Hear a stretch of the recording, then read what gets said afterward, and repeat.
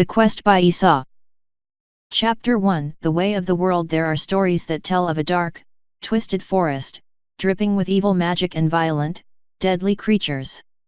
In the middle of the forest stands a tower of grey stone, twisting its way upward and sprouting odd balconies, turrets, and battlements as if it were some sort of gigantic plant rather than a structure born of the mind of any sane pony. Around the base of the tower coils a huge and fearsome dragon, a guardian of what lies within.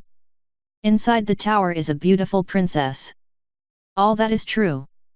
Those same stories usually go on to say that, one day, there will come a brave and noble pony, usually with a magical sword, who will cut through the enchanted woods, slay the dragon, and rescue the princess. The princess will resume her rightful place on her throne and there will be peace and harmony throughout the land. All that is a huge pile of steaming horse apples, and only an idiot would believe any of it. An idiot like me. The train began to slow, its electrovans hissing on the galvanic rail above.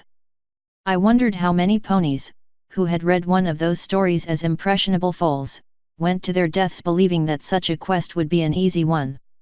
As far as any reasonable pony was concerned, entering the Everfree forest was certain suicide. But that was exactly where I planned to go. The thermonic valves in the annunciator box at the forward end of my carriage glowed into life and shed a warm orange light as the voice of the conductor filled the air. Ponyville, next stop. Next stop, Ponyville. All passengers must clear equestrian customs at this station. Passengers continuing to Canterlot, please remain on board and in your seats. Customs officials will pass through the train shortly.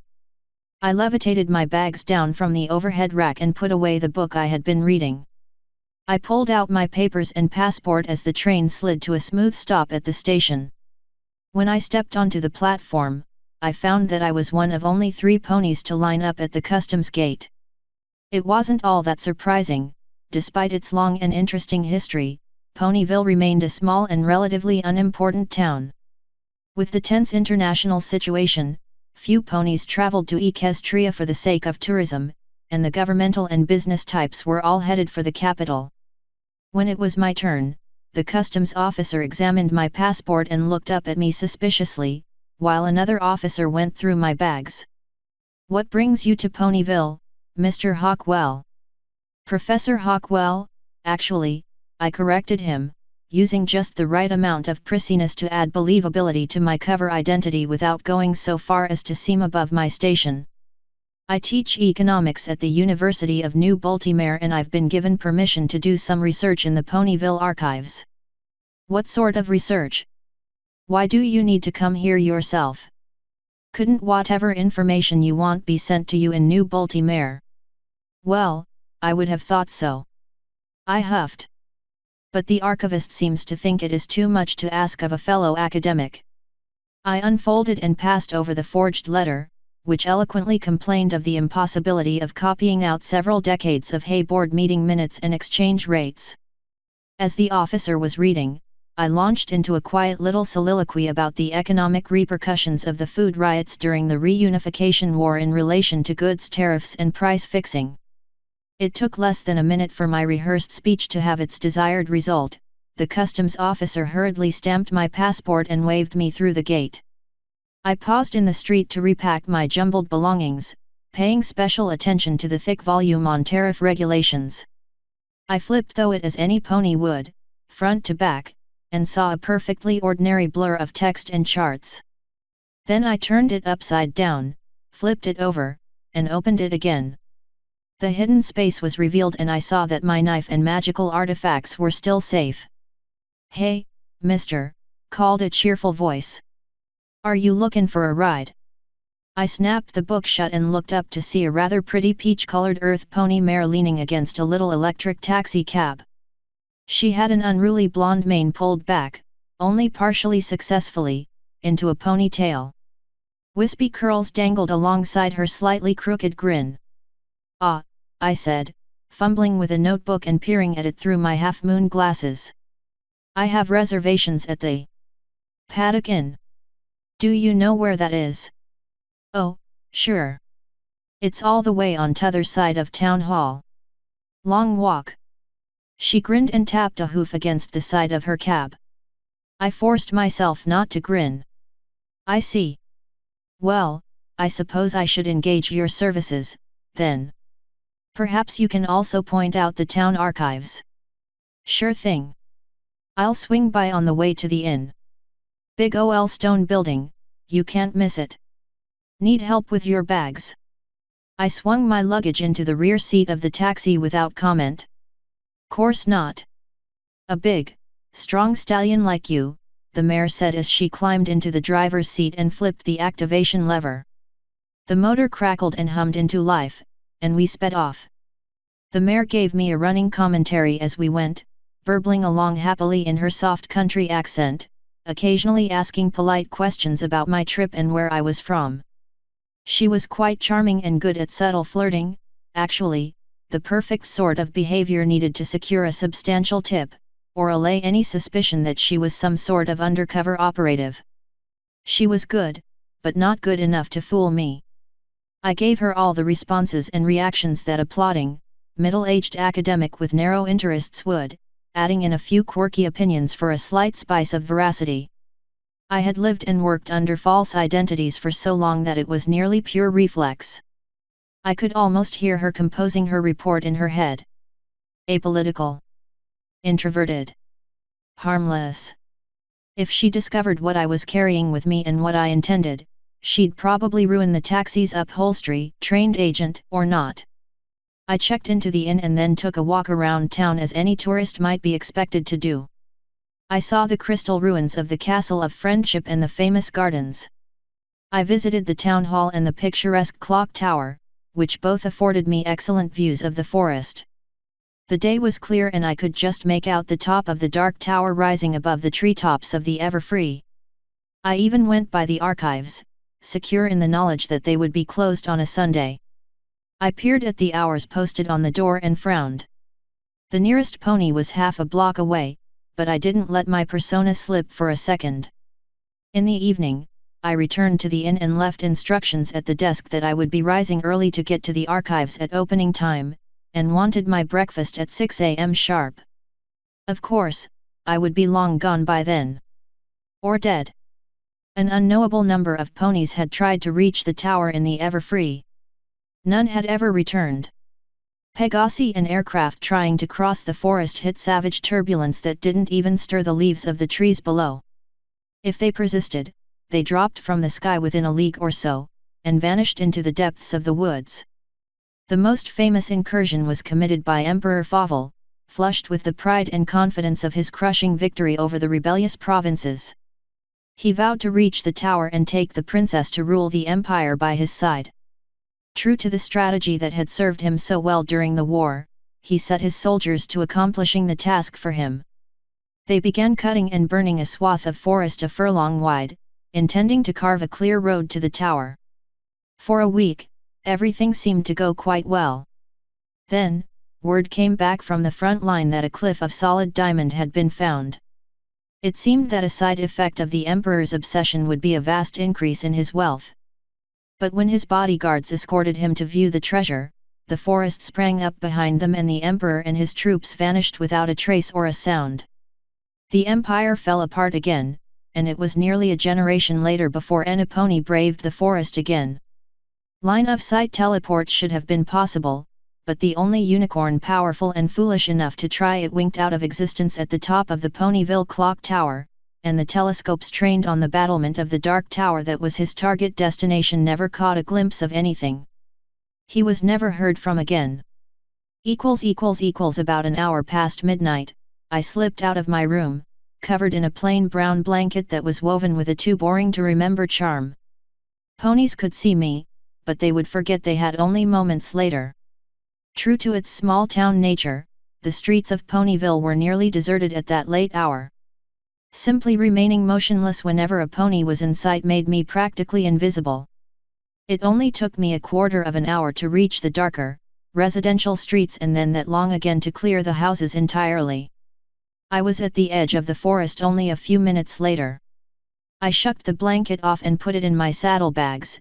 It wouldn't be much use against magical wards or non-sapient predators and would hamper my movements. I removed a close combat knife from the book containing the artifacts and slid it into a scabbard across my chest. Then I removed the things that were far more deadly. Among the rare enchanted objects inside was one I had never dared to use, and I hesitated before putting it on. From everything I had discovered about the amulet, it would give an incredible boost to my magic, but might have severe negative effects if worn for any extended time. I would only need it long enough to reach my goal, so I was confident I would have the mental discipline to resist it for that long. I snapped the band around my neck and felt an incredible rush of power fill me. I called up a night vision spell with only a brief, effortless thought. It seemed the artifact worked exactly as the chronicles described. The crystal wand, I slipped into a clip that was hidden within my mane. I did not intend to use it, but it could conceivably become my weapon of last resort and I would have been a fool not to have it ready. The black, thorn-studded vines grabbed for me when I was only a few yards into the trees. A pony with fast reflexes could have dodged them and run for the open, but my way led forward. My knife cut through the vines with ease and it was only a moment before they vanished into the ground again. The challenges came steadily after that. I encountered a manticore, a chimera, a basilisk, and even an arbormaw. I dealt with them as quickly and quietly as possible. A will-o'-the-wisp tried to lure me off the path and several other phantasms tried to terrify me into a fatal panic, but I had been prepared for all of them and more. And that worried me.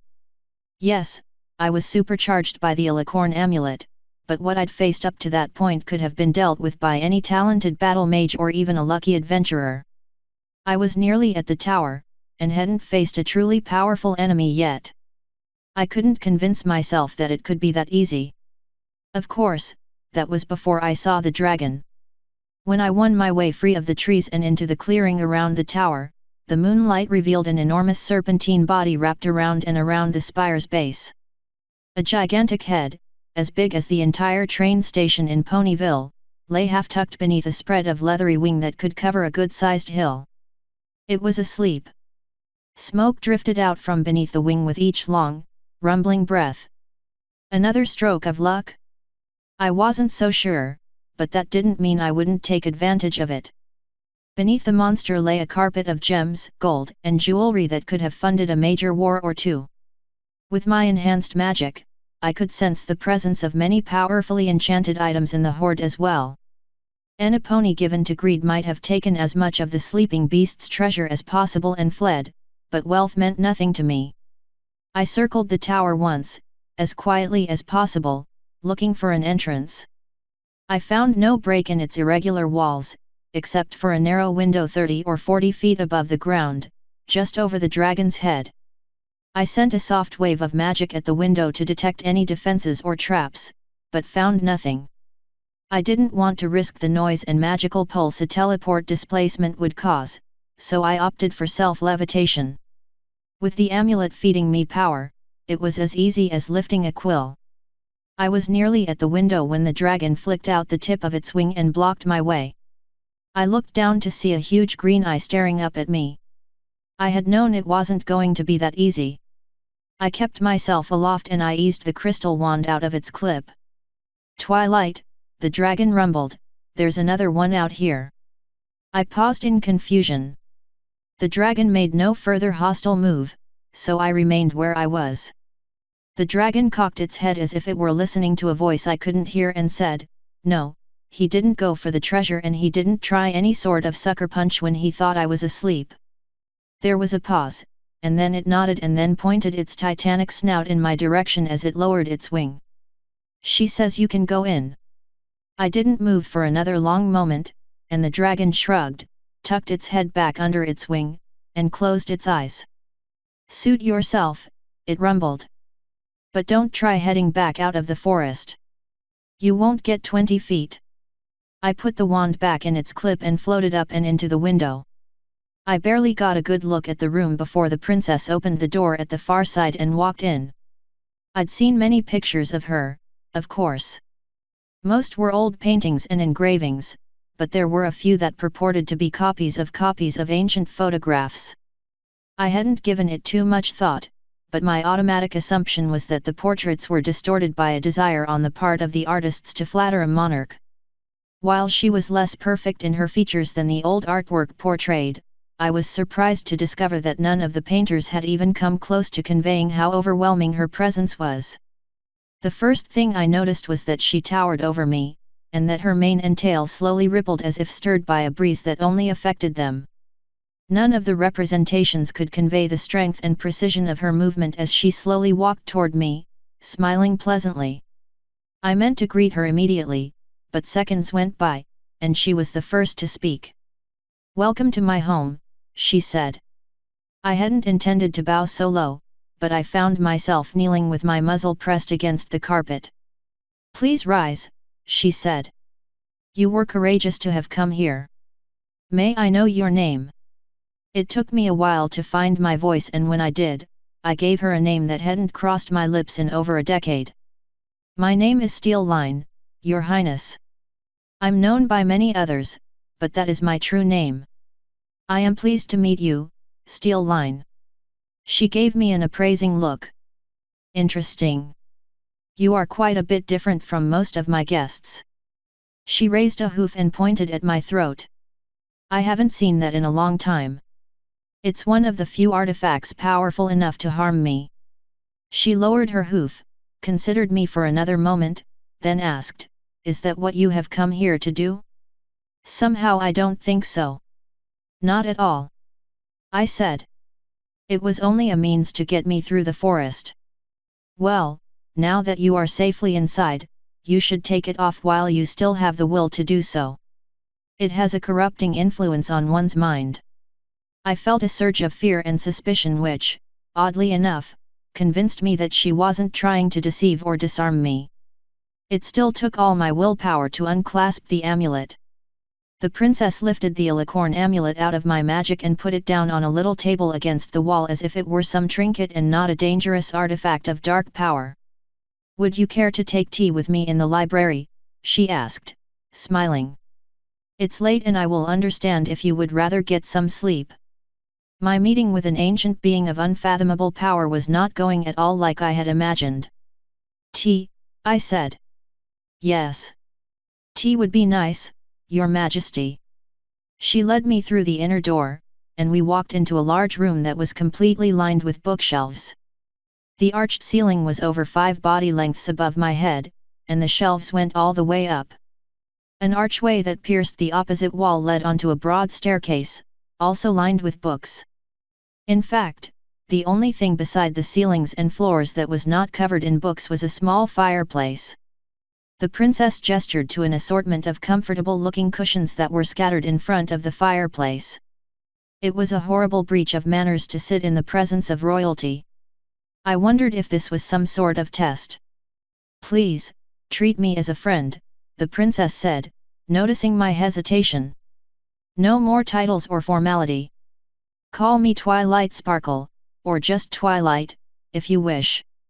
Consider that a royal command, if it makes it easier for you." Her gentle, teasing smile was what enabled me to settle myself down before the fire. Not a single one of the rulers I had ever met could have managed such an open, genuine expression. A silver tea service appeared in a flash on the low table beside the cushions as the princess settled down. She busied herself with pouring and serving, and for a while the only sounds in the library were the ruffle of the flames, the burble of tea flowing from the pot, and the musical clink of silver against porcelain. I had taken 2 sips of the tea before I realized it was perfect. It was exactly the blend I preferred and had been brewed just as I liked it. I looked up to see the princess studying me over the rim of her own cup. I took one of the small biscuits from the plate in front of me and bit into it. Perfect. Crisp and crunchy without being dry, and it had just the right blend of cinnamon and cloves to make it spicy without being overpowering. It was the most delicious tea biscuit I had ever tasted. The princess stretched her considerable length languorously across the cushions and sighed contentedly. The pose emphasized the perfection of her physique and had an immediate effect on my attention. "It's so nice to have company. I get very lonely here, sometimes." She let her eyelids fall half closed and gazed at me from under her long dark lashes. I nearly choked on my biscuit. She couldn't possibly. Then I realized what she had been doing all along. And she knew that I knew in the next instant. She sat up out of her seductive pose and said, "You aren't a treasure hunter or you'd have been hock deep in Spike's hoard 3 seconds after seeing it. And you're not an assassin," she continued, grinning. "Those types never bother sitting down to tea with me. Usually, they don't even leave the foyer before they make their move, and I as much as told you I was vulnerable to the weapon you wore." She took a delicate bite from her own biscuit, giving me time to reply. All I could think of was that there had been other ponies before me who had made it to the princess's tower, possibly a lot of them. When I didn't speak, she continued. "You're obviously not one of the ones here to rescue me, propose to me, or worse in that line. But, you did accept my 2 perfect little refreshments without question, so I'm inclined to believe you're the sort to ask me to return to the world and magically fix its problems." I suppose my open mouth was all she needed to confirm her supposition. I looked down at the plate of biscuits again and saw that they were actually frosted oatmeal, not spice. I hate oatmeal. It was a little spell to let you shape the taste to your own preference. I hope you will forgive me for my little prank. As one who deals with deception on a daily basis, I can hardly object, I said. She bent her long neck to the side to study my cutie mark. A mask cut by a line. Possibly appropriate for a historian, archaeologist, or even a theater critic, but I'd say your real talent applies to practicing deception as well as uncovering it. I'm a counter-espionage operative from the Free City of New Baltimore. A spy? Oh, that's interesting. Did your agency send you here on assignment? You must have greatly irritated your superiors, or else they have supreme confidence in your abilities. I winced at the word spy, but didn't dare to object. I'm here on my own initiative, Your Highness. In fact, I'm pretty sure that if my station chief knew what I intended, he would have had me retired before I ever made it to Equestria. Oh dear. That doesn't matter, I said, trying to get back on track. You're right about why I came. I'm here to convince you to return to us. She gave me a sad smile. It's true I have great magic, but pure strength isn't everything. I am not the perfect, all-powerful monarch you imagine I am. I cannot simply light my horn and instantly solve all the world's ills. I am not some naive colt, princess, I blurted out. I was so shocked at my sudden bout of unguarded irritation that I froze for a second before continuing. I know you can't change the world with a flare of your horn, but you are the only pony that every pony would listen to and obey. I don't want you to fix things, I want you to unite us. Ponies revere you. They would respect you enough to. Her smile faded and I trailed off into silence. She gracefully rose and I scrambled to my hooves. May I show you something? She asked. The princess led me through the archway and up the staircase. We climbed several levels, passing several rooms lined with more books. The shelves along the stairs themselves were all stuffed to overflowing with scrolls and books, new and old. Finally we came to a landing that opened into a rotunda that held a group of statues. I recognized the spirits of harmony immediately, of course, even though they weren't carved in the usual formalized poses. They had been adorned with golden tiaras, shoes, and necklaces.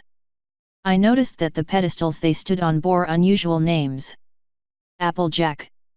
I asked the princess. But, this is honesty. Applejack was her name, not her title, the princess said. They were ponies like you and I. My friends, the best friends any pony could have. I thought they were just legends, ponifications of ideal concepts. Princess Twilight Sparkle threw back her head and laughed. It was a glorious sound. Oh, I've got to know what Pinkie Pie would say to that. She reached out with a hoof and touched the large gem set into the gold necklace on the Statue of Laughter. When she spoke again, her voice was bubbly, higher, and a bit squeaky. I'm not a ponifric, I'm a party planner and part-time pirate. I was so shocked that I couldn't seem to get a grasp on any coherent thought for several seconds. Finally I gave up and said, I don't understand. The princess let her hoof fall away from the gem and turned to me. You want me to lead the world back to peace and harmony. That's why you came here. But what sort of leader would I be if I had to be convinced that that was a good thing to do? She swept her hoof out, indicating the statues. Long ago, with these friends, I began the same task you want me to undertake now, and I've been working towards it for many thousands of years. But the world's a mess. I blurted out. What was it about her that caused me to have such blunt outbursts of honesty? I think you may need some perspective to properly evaluate the situation, she said, indicating that I should leave the room by a different doorway than the one we had entered by. As I climbed another book-lined staircase, behind me I heard her softly say, "Good night, girls." We soon entered another large room, which was distinguished from all the other library-like chambers by the presence of a small dragon. And by small, I mean only 7 or 8 yards long. It was a deep blue color and more serpentine than the average. The fact that it had a pair of thick reading glasses perched on its snout didn't make it any less alarming. "Cutter, this is Steel Line," the princess said, making the introduction as lightly as if she were introducing me to just another pony. "Steel Line, this is Cutter, my head archivist." I gaped a bit as the dragon pushed the glasses down its nose and doubtfully peered over the top of them at me. "Another one." The dragon's voice was unexpectedly smooth and feminine. "Third one this year, isn't he? Doesn't Granddad ever eat any of them?" "Manners, Cutter," the princess said softly. The dragon sighed and extended a claw that had talons the size of short swords. "Pleased to meet you, Mr. Line." "Like." My first attempt came out as a completely undignified, strangled squeak. "Likewise, Miss Cutter." Instead of a shake, I tapped my hoof against one of her talons. "Cutter," the princess said, "would you please get the historical compendium of the late celestial era for our guest?" "Which edition?" "Third, the condensed one." The dragon, or dragoness. I'd never had to be concerned with a monster's gender before, slithered up, across the high bookshelves, her wicked claws giving her easy purchase without seeming to damage the shelves in any way. She soon returned with a thick tome tucked under one leg. "I don't expect you to dive into this right now, of course," the princess told me as Cutter passed the volume over to me. "It's far too late. I'll have Marigold show you to a bedroom and you can start on it after breakfast tomorrow." I had imagined many different ways my meeting with the legendary Princess Twilight Sparkle might go. None of the possible scenarios had included homework. "Marigold," the princess called out, "is there a room ready for our guest?" "Yup, sure is," came a voice from the doorway behind me. I turned to see the taxi driver from Ponyville leaning casually against the jamb. "Hiya, Professor." She waved a friendly hoof at me. "Well, I'll say good night then," the princess said to me. "Marigold will show you around in the morning, and Cutter will be available for any questions you might have while you're doing your reading tomorrow. We will have a late lunch together and we can talk more then. Good night." Twilight Sparkle vanished in a burst of magic. I didn't move for a long moment. The mare trotted over to me, produced a silver flask, and held it out to me. "Yeah, she has that effect on ponies. Here, Prof, take a swig o' this. It might help." "Magic potion?" I asked. "Nope. Special Reserve Calvados. Got quite a kick to it, so go lightly." Cutter huffed, pushed her glasses back up her snout, and slithered off. We passed the flask back and forth as Marigold led me to my room. The apple brandy did help a bit. "Did you know what I was going to do back in Ponyville?" I asked her before she left me in the well-appointed bedchamber. "Well, I figured it was likely." She nodded. "I've developed a sense for the adventurers after all these years. When I saw you slippin' out of the inn so late, that sorta cinched it. I didn't notice you then." She smirked. "I'm really good at disguises." "So?" I said, taking in all the implications, you keep an eye out for ponies who are going to try to make it through the Everfree and I arrange things so they have a hard time of it, she replied. Not too hard a time, mind you. Just hard enough so that the ones who ain't totally committed get scared off. Or killed. She laughed at that. Oh, stars no. Twilight really doesn't like it when any pony gets killed in the forest. Most of the really dangerous critters you faced were illusions. The determined ones like you always make it here. Mostly, anyways. Accidents do happen. As hospitable as the princess and her servants had been, there was still something that loomed in the background. But no ponies ever returned from this place, except you, it seems. Marigold's expression became a bit more sober. That's true enough. If ponies could waltz in and out of here, we'd never get anything done.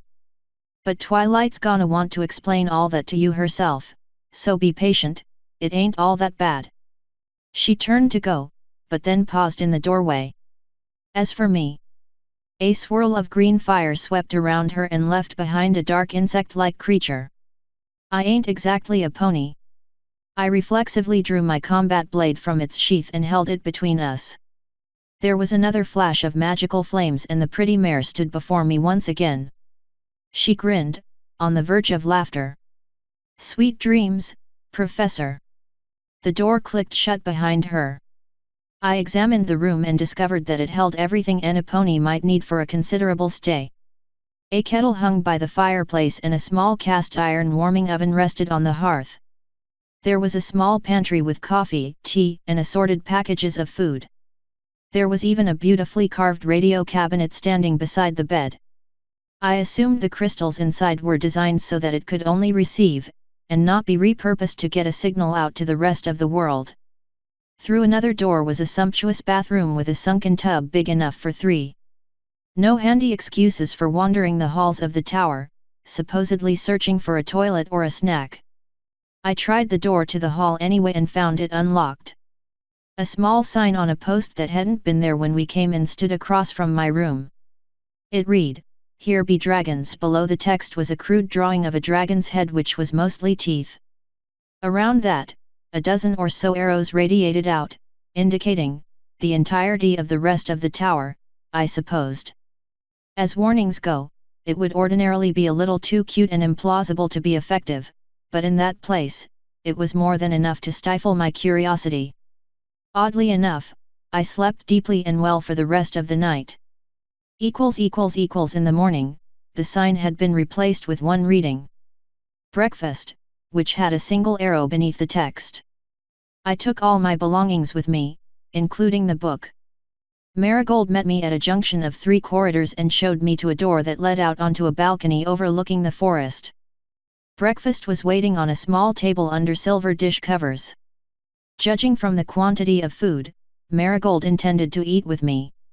She chattered about inconsequential things while she served out the dishes, subtly flirting with me all the while. I was almost able to forget what I had seen the night before. I told myself that the princess wouldn't suffer Marigold's presence, let alone trust her as an underling of some sort, if she were an evil creature. I don't know if she was the one who made the coffee, but if that was the case, I was willing to entertain the idea that angels might look like big black bugs. If the princess has been attempting to improve the world for thousands of years, I said, setting down my cup, why hasn't she gotten anywhere? Marigold half choked on a bite of toast and then coughed until her throat was clear. You're terrible, Professor. You waited until I had a big mouthful to ask me that, didn't you? I'm serious.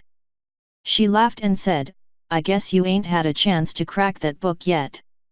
So things were worse in the distant past, I take it? That doesn't seem like. Marigold shook her head, her smile fading away. Tell me something, how many ponies died in the Arconate's invasion of New Baltimore? 5. I said, gravely. It would have been even more if we hadn't gotten advance warning about the Archon's plans. And the reunification war was much worse. Dozens of lives were snuffed out in that futile struggle. You call that an improvement over, what, maybe a few score or so in the ancient wars. Marigold's smile had entirely vanished by the time I finished speaking. She said nothing, but lifted up the book and opened it to the index. She ran the tip of her hoof down the page until she found the entry she was looking for, then flipped to the page she wanted. "I'm real sorry you're finding out this way, but you gotta know the truth if you're gonna make an informed decision." I was about to ask her what decision she was referring to when she floated the open book over to me and my gaze fell on the heading at the top of the open page. "The Winter Offensive of the Second Griffin War, the Hoofington Massacre." After a minute of reading, I looked up. Marigold answered me before I could even form my question. "It's all true. Wars didn't used to be the formal sort of battles that happen nowadays, with champions, rules, and limits and such. There weren't crowds of healers standin' by to fix up any pony who got hurt, neither. Back then, wars were just big bunches of folk trying to kill each other." Twilight says it was even worse than it reads. I read on, my horror deepening. After a moment or two I looked up again. "Marigold, what is a disease?" The book names several as responsible for many deaths after the fighting, but it isn't clear what sort of creatures they are. Marigold sighed. "You're thinking of them as monsters, ain't ye? Well, that's sorta what diseases were, only they was so small that you couldn't see 'em. They was pretty much everywhere. They got into ponies' bodies and attacked them from the inside. There were some spells and chemicals that could be put into ponies to help them fight off the critters, but those things didn't always work. The thought of tiny beasts gnawing away at my vitals made me shudder. That's hideous." "That was life back then," she said with a shrug. "Everything was different before Twilight got a burr under her saddle about improvin' things." "Keep reading." My shock didn't last long. It was all so overwhelming that it became meaningless numbers and dry facts, unrelated to real ponies. But when I came to the chapter about the changeling invasion of Canterlot, I looked up sharply at Marigold. Now I had a word for what she was. She was leaning to the side on her cushion with her front hooves propped on the balcony rail, looking out over the forest. She noticed my sudden movement and turned to face me, raising her eyebrows. "Does the name Queen Chrysalis ring a bell?" At least she had the decency to blush. "Yet. I reckon my kin started out as enemies of ponies, but things changed." "Well, Twilight changed things, really. Long story, but it's a doozy." I glanced back at the page and then asked, "But you still feed from unsuspecting ponies?" The smile dropped off of her face. "Twilight would crack my chitin if I ever went feral. I get plenty love from my friends and family." She paused, grimaced, then continued. "That ain't to say I never done it. Undercover work ain't for over particular folk, and allowances need to be made, as I reckon you probably know. But the princess knows exactly what happened every time, and she only gave me that look once. I hope to never see it again, and I aim to comport myself so's I don't."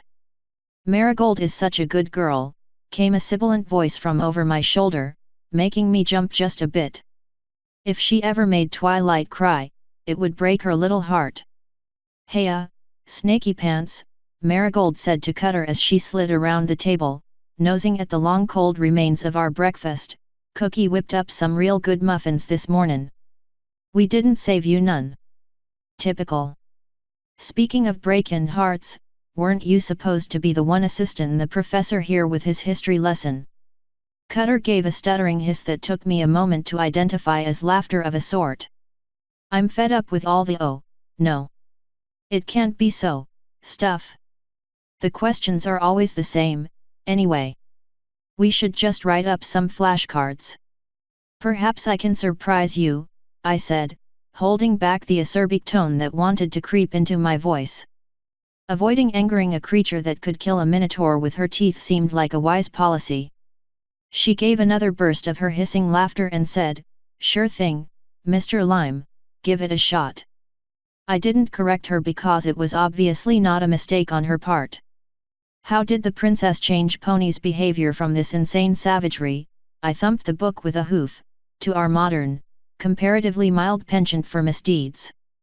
Cutter blinked, and slid her glasses down her snout to peer at me. Hey! Okay, that was a bit unusual, I'll grant you. She tilted her head. Let me ask you a question in return. How would you do it, given near limitless magical power? Not mind control or coercion, certainly, I replied. Oh? Why not? That would be the easy way. What little I've seen of the princess makes me think she wouldn't be that cold-hearted or clumsy. I was asking how you would do it. I shrugged. I'd get rid of hunger and poverty for a start. What good does it do for any pony to be poor and scrabbling for their next meal? Cutter smiled. The sight was more than a little disturbing. You sound certain about that. Trees that grow pastries, hay fries that sprout up right out of the ground, jewelry shops hung with signs that say, free gems, help yourself, that sort of thing. I'm not asking for the impossible. If the princess would just inspire ponies to be more generous or... Cutter made a sound like a small steam pipe bursting. Impossible? Twilight could do all that in the blink of an eye. In fact, she leaned much closer to me, giving me a good look at her wicked teeth and a whiff of her iron furnace breath. She already did. Marigold leaned over and pushed Cutter's snout away from my face. Quit teasin' the poor stallion, you lousy lizard. The dragon shrugged and let the mare, who was a fraction of her size, shove her away from the table. It's true, though, isn't it? Go on, Mr. Lane, asked the cute little bedbug. I gave Marigold a long look and then asked, is Clutter telling the truth? There was a hiss of annoyance from behind me, and Marigold laughed and stomped her 4 hooves. You are a hoot, Professor. 'Bout time some pony gave ol' Slitherbritches a bit of her own medicine. I didn't comment on that. I assumed I had pushed my luck nearly over the balcony railing with my small bit of tit-for-tat, and didn't attempt to further annoy the half-ton reptilian carnivore that was, quite literally, fuming behind me. Marigold's laughter subsided and then she cast a sidelong glance at the dragon. Well, she's sorta right. You know wintergrass and sand sedge. I nodded. I grew up in dead tree territory, so I've eaten plenty of the sedge, too much, in fact. I've seen wintergrass, but never ate any. You're telling me that because a pony can survive on what grows beneath their hooves, they shouldn't want for better, more palatable food? Marigold shook her head. I'm telling you that those plants didn't exist before the princess created them. Even the common OL grasses you see everywhere have a bunch more protein, vitamins, and minerals than they used to. There once was whole areas of the world and times of the year where ponies could actually die of hunger if and they didn't have the means to buy their food. Nowadays, the most nutritious food a pony can get is pretty much wherever they're walkin'. Cottage oaks, Cutter said, bending her long neck around so she was facing me again, arching baobabs, cabin cottonwoods, temple banyans. Did you think that those incredibly useful trees just happen to grow in shapes that make perfect little homes for ponies that can't afford better? You may think eating nothing but grass, and squatting in a dirt-floored hut ain't the sort of life most ponies would like to lead, Marigold added, but they sure don't deserve less than that. And when they have a full belly and a warm, dry place to sleep, it ain't all that hard to cogitate on how to raise their circumstances. And I'm sure you're aware of the Sisters of the Evening, Cutter put in, nearly before Marigold had finished speaking. Every pony knows they provide free schools and injury clinics because that's their special talent and destiny. Given to their tasks by the cutie marks that appear on exactly as many ponies as are needed. Rather convenient, don't you think? The sarcasm was thick in her voice. Marigold grinned and then used a flash of her green fire to mimic the well-known cutie mark of the sisters. Medical help and education on demand, also one heck of a spy network. By that time, I had rocked back on my cushion, trying to wrap my head around all the new information. Marigold traded looks with Cutter. We ain't tryin' to gang up on you, Steel Line. It's just that we know how bad it used to be, and how much better things are nowadays. We're trying to make you realize that the princess knows what she's doing. She goes about it all rational and scientific like, and the ponies who show up on the doorstep, tryin' to tell her how she ought to run things, ain't got enough history learnin' to realize that fact. I floundered a bit, trying to put my thoughts in order, but before I could start to ask all the questions that came crowding into my head, Princess Twilight arrived in a flash of magic. She took one look at me and her expression softened into sympathy. Information overload? I am so sorry. She tuned to Marigold and Cutter. Thank you, girls, I'll take it from here. With the new ideas and information seething in my brain, I hardly had space for the cognitive dissonance created by the princess calling a sarcastic dragon and a shape-changing insect girls. Marigold and Cutter gave little bows and walked away sniping at each other. You better not broke him, scaly face. I like him, he's fun. If he goes loopy, I'm sure another one will be along shortly. We might as well pave a path through the forest. Princess Twilight gave a "what can you do" toss of her head as their voices faded away. The ruins of breakfast disappeared with a flash and a whumph, to be replaced with a steaming teapot and a plate of cucumber and watercress sandwiches. I imagine you have some questions, she said as she poured the tea. I almost drew out the crystal wand right then. I was tired of being surprised and had an urge to be on the delivering end, but there actually were several questions that were nagging at me. I waited until I had taken a sip of the excellent jasmine tea, and a small bite of one of the sandwiches. The princess didn't seem in any hurry and didn't press me. That was nice for a change. It seemed as if the princess had ordered the world to be as pony-friendly as possible.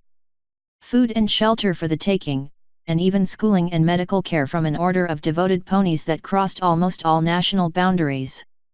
I'd often been envious of our female operatives that could disguise themselves as sisters of the evening in order to cross borders closed to any pony else. Evidently, the real sisters were also agents. It made sense, they were welcome even under the most repressive of governments. I blurted out. Princess Twilight lowered her teacup and looked at me expectantly. You've set it up so ponies everywhere are taken care of in the ways you deem best, haven't you? The princess smiled and dipped her head. Then why haven't you unified the world into one nation? Why are we fragmented into all these little squabbling states that range from strict fascism to pure anarchy? You could bring us all together in one peaceful empire by sheer force of personality. She laughed her musical laugh and I could have sworn I saw a bit of color flush into her cheeks. Thank you for your confidence, Steel Line. Would it upset you to know that I've already tried that approach? What? I said it quietly, and my teacup didn't tremble at all. I suppose I had become inured to shocks over the course of the morning. The lost citadel of Camargue was real. There was a Princess Cayuse, and the Carthusian Council actually guided that utopian empire that united the world for 3 generations before it was destroyed. Fillies dressed up as Princess Cayuse for Nightmare Night. Colts in schoolyards played at being noble knights of the glittering citadel. It was all fool's tales, unsubtle wish fulfillment to appease the hunger for a perfect time and place. The stories must have it all wrong then, was all I could think to say. If it was as it's depicted in the legends, it would have endured the ages. The books aren't that far off, said Princess Twilight, setting down her cup and dabbing at her lips with a lace-edged napkin. As for why and how it was destroyed, yes, the books all put it down to the evil Prince Blackhoof, who is a metaphorical symbol of how the ideal can decay through greed and lust and such, but the actual event was quick and thorough, I assure you. I was much more efficient than any mustachio-twirling villain. I found it hard to get my breath. Why, you? Oh, I didn't kill any pony, she said. The ponies of Camargue were warned in advance. Luna. The princess broke off, the focus of her eyes softened and she smiled ever so slightly. Then she sighed and continued. They all dreamed the same dream that last night in the city. They saw the doom descend upon their home the night before it came.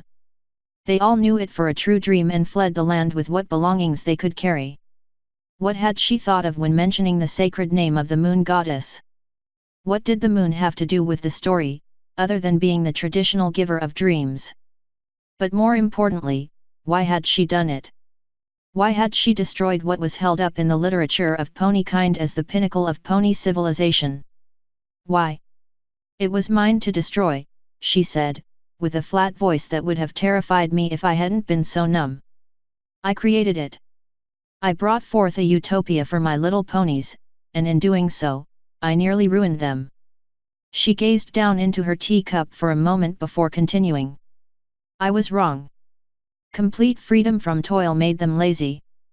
Lack of conflicts only made them create their own pointless ones and turn them against each other. Perfection made them vain and disdainful. I brought down the fire of the heavens to save them from themselves.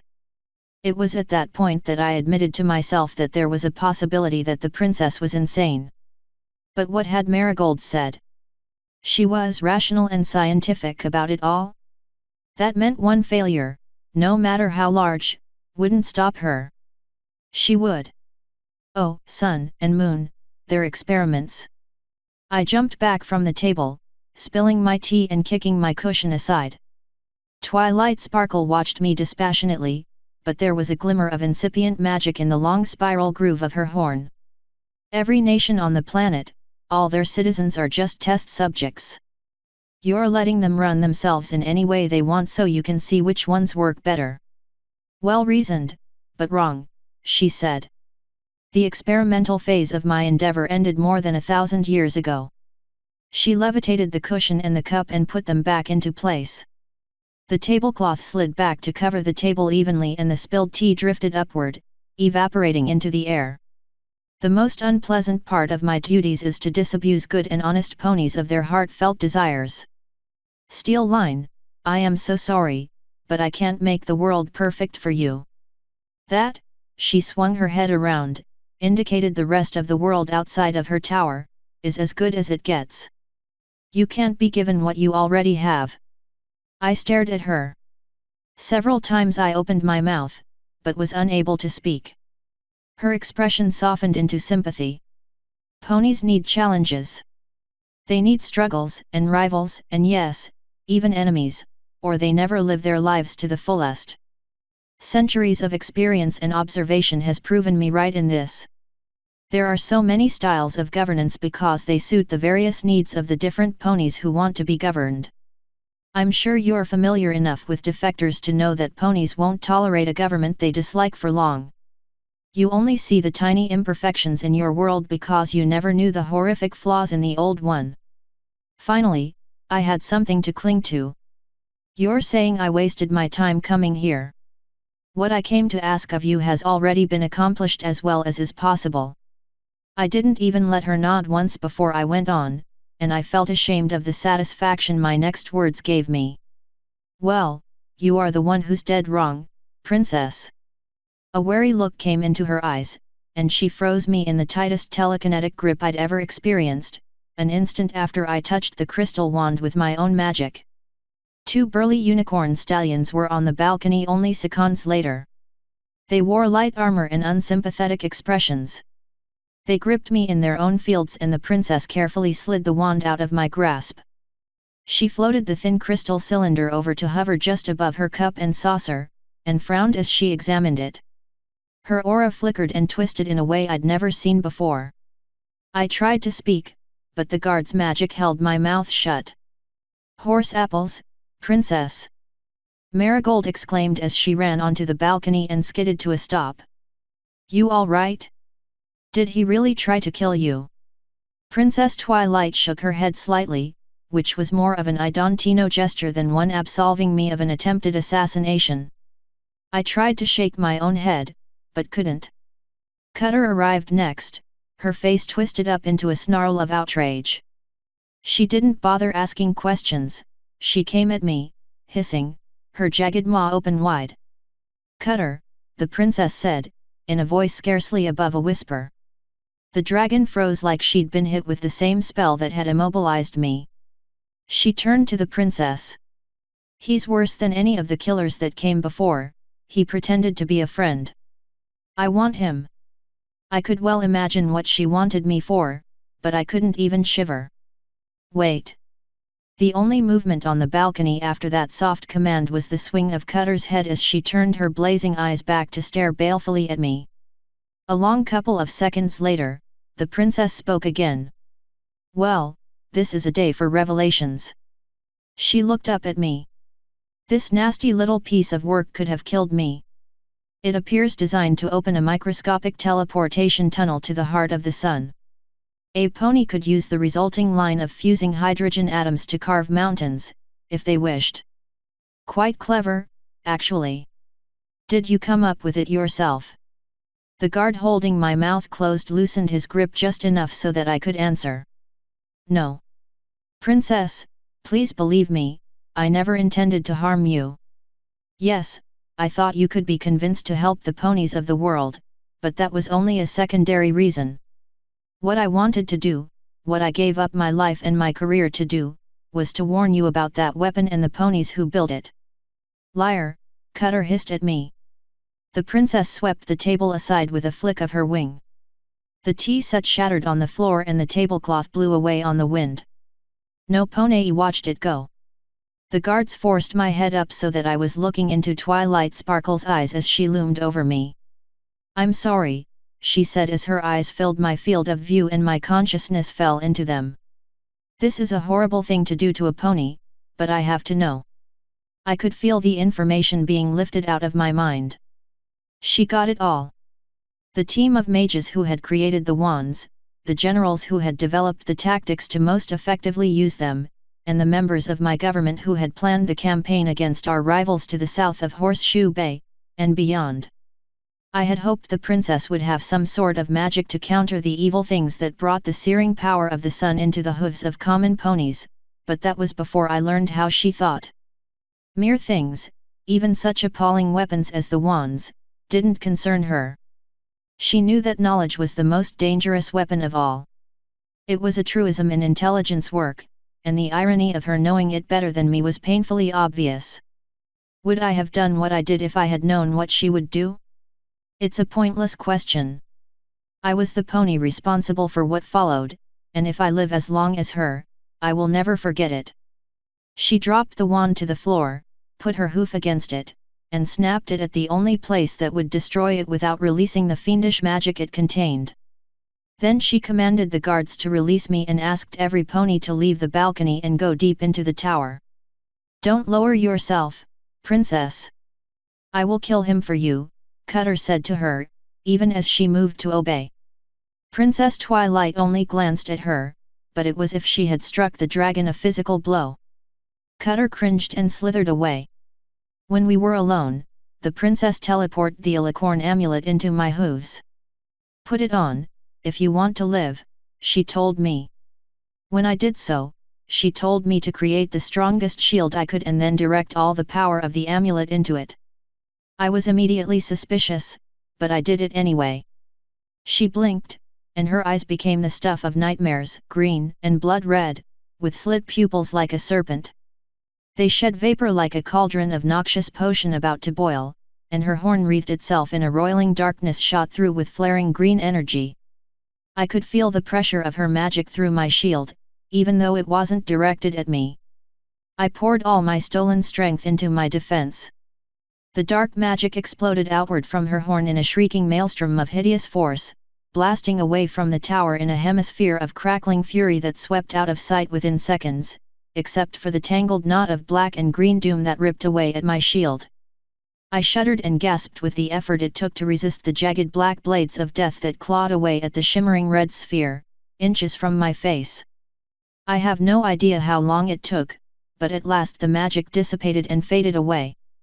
Princess Twilight blinked again and her eyes returned to normal. They were still terrifying. You can lower your shield, she said. You'd best remove the amulet now. No. I cried out, my knees trembling. What did you do? You tried to kill me. She shook her head. No, I saved you by giving you the amulet. My spell sought out and destroyed the wands, removing all knowledge of them from the world.